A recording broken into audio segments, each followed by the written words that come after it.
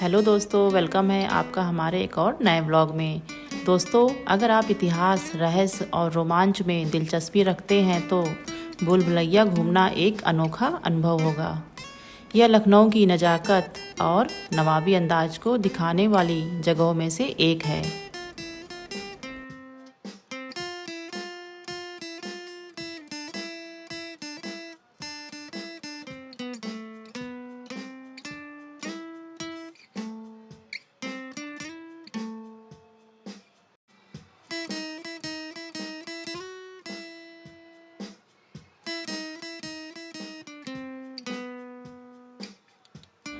लखनऊ की भूल भुलैया बड़ा इमामबाड़ा का हिस्सा।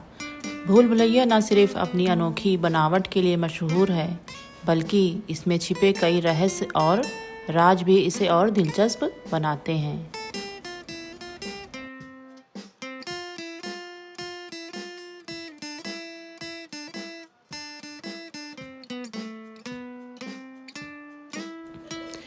दोस्तों, अगर आप भूल भुलैया घूमने जाएं तो शाही बावली को देखना ना भूलें।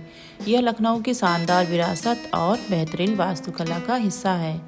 यह बड़ा इमामबाड़ा का एक महत्वपूर्ण हिस्सा है और नवाब असफउद्दौला के समय बनाई गई थी। इस बावली का निर्माण जल संरक्षण के लिए किया गया था, जिससे महल और आसपास के क्षेत्रों में पानी की आपूर्ति की जाती थी।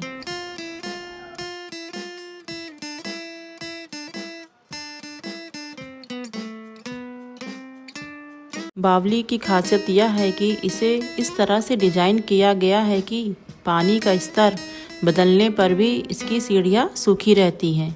साथ ही यह एक रोचक वास्तुकला है। अगर कोई व्यक्ति बावली के दरवाजे पर खड़ा होता है तो उसकी परछाई पानी में साफ दिखाई देती है, लेकिन वह व्यक्ति पानी में झांककर खुद को नहीं देख सकता। पुराने जमाने में बावली सीसीटीवी के रूप में काम करती थी।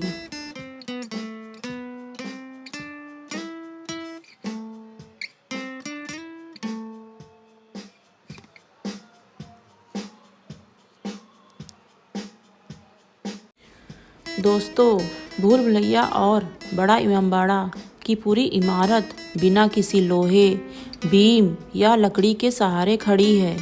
यह सिर्फ ईंटों और चूने से बनी हुई है, जो इसे अनोखी और मजबूत बनाती है। दोस्तों, भूल भुलैया की छत पर जाने से पूरा लखनऊ शहर दिखाई देता है। नवाब इस ऊंचाई का इस्तेमाल दुश्मनों पर नज़र रखने के लिए भी करते थे। भूल भुलैया में 1024 से ज़्यादा रास्ते, सुरंगें और गलियारे हैं, जो एक दूसरे से जुड़े हुए हैं। अगर कोई बिना गाइड के अंदर जाए तो भटक जाना तय है। कुछ रास्ते अचानक बंद हो जाते हैं तो कुछ एक ही जगह पर वापस ले आते हैं। कहा जाता है कि भूल भुलैया में गुप्त सुरंगें थी, जो लखनऊ के अलग अलग इलाकों और यहाँ तक कि दिल्ली तक जाती थी। हालांकि सुरक्षा कारणों से अब ये सुरंगें बंद कर दी गई हैं। यहाँ की दीवारें इतनी अनोखी हैं कि अगर आप किसी कोने में खड़े होकर धीरे से कुछ बोलते हैं तो वह दूर खड़े व्यक्ति को साफ सुनाई देती हैं। नवाब इसे गुप्त संदेश भेजने के लिए इस्तेमाल करते थे। दोस्तों, हम लोग की लैंग्वेज में इसे हम ये कह सकते हैं कि दीवारों के भी कान होते हैं। अगर आप किसी गलियारे में तेज कदमों से चलते हैं तो आपको अपने पीछे किसी के आने का एहसास होता है, जबकि वहाँ कोई नहीं होता है। इसकी वास्तुकला की वजह से ध्वनि और कंपन का अजीब अनुभव होता है। दोस्तों, 1857 की क्रांति के दौरान जब भारतीय स्वतंत्रता संग्राम अपने चरम पर था, तो ब्रिटिश सैनिकों ने भूल भुलैया को छिपने के ठिकाने के रूप में इस्तेमाल किया था। दोस्तों, भूल भुलैया सिर्फ एक ऐतिहासिक इमारत नहीं, बल्कि रहस्यों और रोमांच का खजाना है। अगर आप कभी लखनऊ आएं तो इसे ज़रूर देखें और इन अनोखे रहस्यों का अनुभव करें।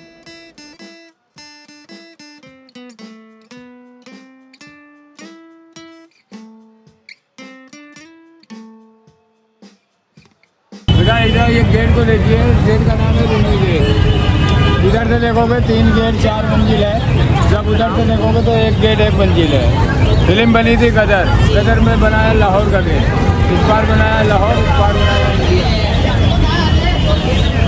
ये है रूमी गेट।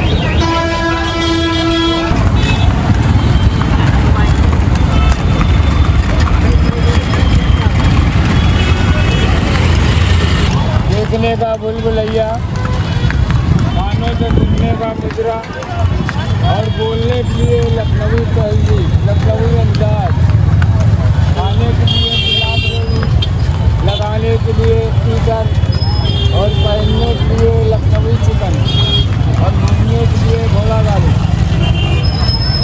ये क्लॉक टावर है घंटाघर, ये 1881 में बना था, ये अंग्रेज़ों ने बनाया था। इसकी लंबाई 221 फुट है। ऊपर में एक चिड़िया है, किसी टाइम सोने की चिड़िया थी, अब ये तांबे की लगी है। ये हवा का रुख बताती है।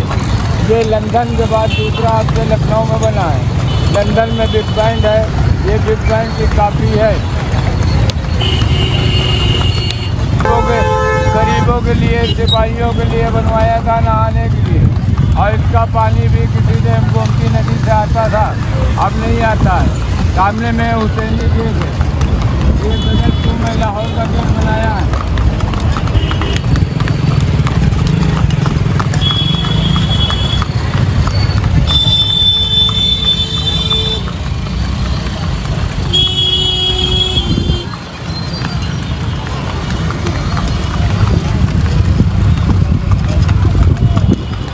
ये सामने में सतखंडा है, ये नवाब साहब ईद का चांद देखने के लिए बनवा रहे थे अपनी बेटी के लिए 7 मंजिल का, मगर 4 ही मंजिल पे बेटी मर गई, तो उसको मनहूस करार कर दिया। बेटी की उम्र 11 साल की थी, जब इसको बोलते हैं मनहूस बिल्डिंग।